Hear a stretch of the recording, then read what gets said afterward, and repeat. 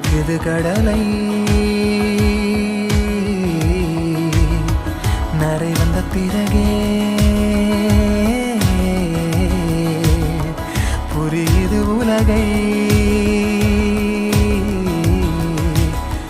நேற்றின் இன்பங்கள் யாவும் கூடியே இன்றை இப்போதை அர்த்தமாக்குதே இன்றின் இப்போதின்